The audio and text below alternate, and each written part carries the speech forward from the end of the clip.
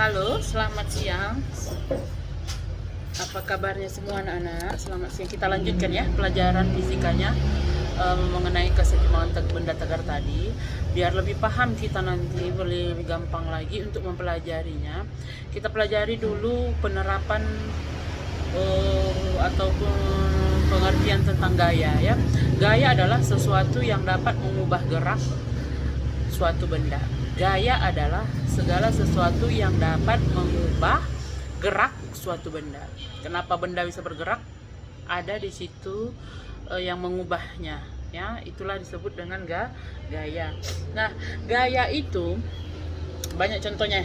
Yang penting dia menimbulkan perubahan kecepatan, kemudian juga menimbulkan perubahan ukuran benda. Nah, itulah dia gaya ya. Tadi adalah sesuatu yang dapat mengubah gerak suatu benda. Kalau ada yang menimbulkan perubahan kecepatan, itu disebut dengan gaya. Kalau ada yang menimbulkan perubahan ukuran benda, disebut dengan gaya. Contoh, bola yang semula dilempar kemudian dipukul lagi. Nah, akan berubah arah kan?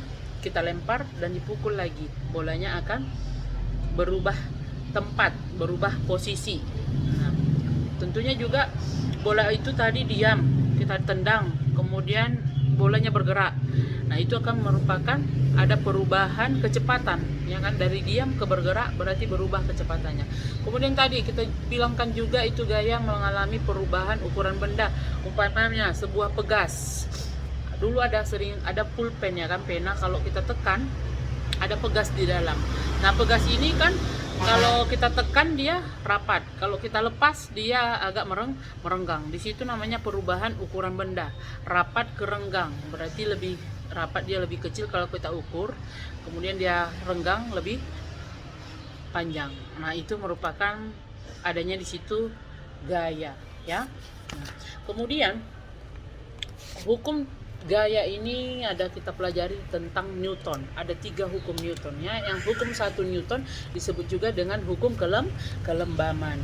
Apa itu hukum 1 Newton? Jika gaya yang bekerja pada benda sama dengan 0, benda yang semula diam akan terus diam, dan benda yang akan bergerak lurus beraturan akan tetap bergerak lurus beraturan. Secara formulanya sigma F sama dengan 0. Nah, jika benda itu katanya diam, akan terus diam. Jika benda itu bergerak, akan terus bergerak lurus beraturan. Itulah yang disebut dengan hukum 1 Newton ataupun hukum kelembaman. Sigma F sama dengan 0 ya. Contoh, badan kita yang mendorong badan kita akan terdorong ke depan ketika mobil yang kita tumpangi tiba-tiba direm, ya kan? Karena badan kita tadi terdorong ke belakang ketika mobil yang kita tumpangi tiba-tiba bergerak maju. Nah, itu yang menandakan kita itu diamnya posisi kita dalam mobil. Tapi kalau tiba-tiba direm itu mobil, bagaimana? Badan kita akan terdorong ke depan. Dan kalau tiba-tiba mobil itu digas, dilaju, badan kita akan terdorong ke belakang. Coba praktekkan. Nah, itulah hukum 1 Newton. Hukum 2 Newton, jika percepatan yang ditimbulkan oleh gaya yang bekerja pada sebuah benda berbanding lurus dengan besar gaya dan berbanding terbalik dengan massa benda. Secara matematikanya sigma F sama dengan M dikali A. M itu adalah massa, A itu adalah percepatan. Satuan massa adalah kilogram, satuan percepatan adalah massa meter per sekon. Jadi satuan daripada F gaya sama dengan M kali A tadi adalah kilogram kali meter per sekon kuadrat. Nah, itu dia hukum 2 Newton, hukum tentang gerak. Ya, apa tadi? Gaya yang bekerja pada sebuah benda itu berbanding lurus dengan besar gaya dan berbanding terbalik dengan massa benda. Nah, itu dia hukum 2 Newton. Pengertian massa dan berat itu harus bisa kita bedakan. Massa disimbolkan dengan M kecil, banyaknya materi dalam suatu benda yang selalu tetap dan merupakan besaran skalar. Nah, kalau berat, simbolnya W kecil adalah gaya tarik bumi yang bekerja pada sebuah benda, merupakan dia besaran vektor. W sama dengan dirumuskan dia M kali G. Jadi di berat itu adalah gaya berat. W sama dengan M kali G. Kalau massa adalah M, satuannya kilogram. Nah, hukum 3 Newton disebut dengan hukum aksi reaksi. Jika umpamanya sebuah benda A mengerjakan gaya pada sebuah B, maka B pun mengerjakan gaya pada benda A, di mana besarnya sama, tapi arahnya berlawanan. Pak Uti. Nah, itulah dia hukum 3 Newton. F aksi sama dengan F min reaksi. Kalau ada dua benda, umpamanya kita mendorong dinding, kita dorong dinding itu kuat, kita kasih gaya sebesar A, maka dinding itu pun kenapa agak sakit. Kalau kita kuat dorong itu, ini pegal, sakit ini.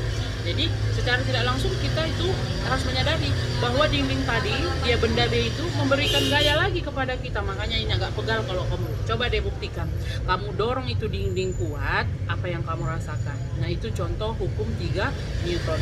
F aksi sama dengan F min reaksi. Nah, di dalam apa saja ini hukum Newton ini berlaku?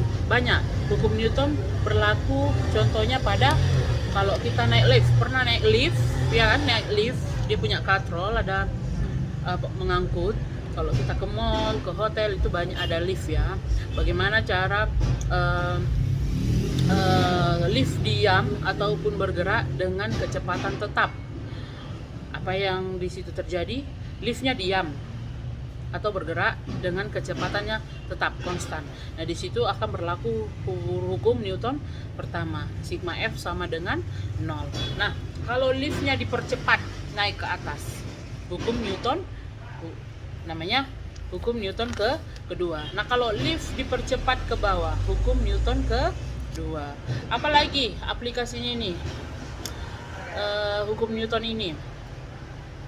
Kalau benda digantung, umpamanya kalau sering kita lihat bangunan, ada kita dibuat alat katrol untuk mengangkat bahan bangunannya ke atas, ataupun masa dulu ada sumur, kita buat katrol mengambil air, menimba air ke dalam sumur. Nah, itu pakai tali. Nah, di situ akan terjadi gaya tegangan tali. Nah, nanti bagaimana mentelaahnya Ibu kasih nanti untuk catatan kamu ringkas dalam buku ya, biar masuk kita ke dalam. Ini agak rumit ini kalau masalah membagi-bagi gaya ataupun tekanan apa yang berlaku dalam suatu kasus. Nah, untuk itu kita harus pahami dulu macam-macam gaya. Ada namanya gaya normal benda. Itu gaya normal itu adalah gaya yang bekerja arahnya tegak lurus terhadap bidang sentuh. Tegak lurus, inilah namanya tegak lurus. Gaya normal itu adalah selalu ke atas, yang tegak lurus dengan bidang sentuh. Gaya normal. Nah, kalau pada bidang datar dia begitu. Kalau pada bidang datar begini, gaya normalnya adalah ini. Kalau gaya bidangnya begini, gaya normalnya tegak lurusnya begini. Tegak lurus itu dikatakan dia membentuk sudut siku-siku 90 derajat. Nah, kalau pada bidang miring, ini bidang miring, kemanakah gaya normalnya?